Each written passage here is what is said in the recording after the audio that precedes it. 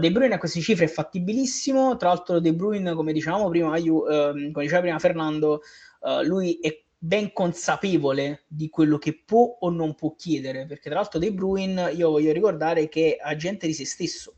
De Bruyne non ha un agente, gestisce tutto in maniera autonoma e non mi ricordo chi me l'ha detto, comunque un amico ha detto che lui quando andò a fare il rinnovo col Manchester City,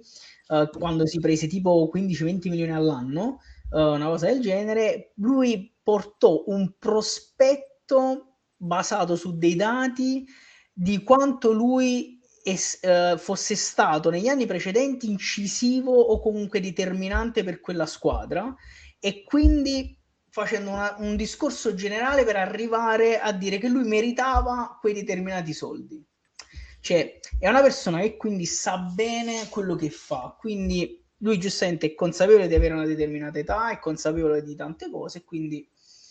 venire a Napoli eventualmente, perché finché io non lo vedo firmare con la maglia addosso non ci credo, venire a Napoli a quelle cifre è anche un modo per dire: io so che sto andando verso un'età un po' più alta, però so pure di poter dare ancora qualcosa al calcio, ed è probabilmente il fatto di non andare eventualmente in America è perché lui vuole dimostrare che può stare ancora a determinati livelli, perché comunque è stato cacciato dal City, cioè detto proprio in maniera brusca.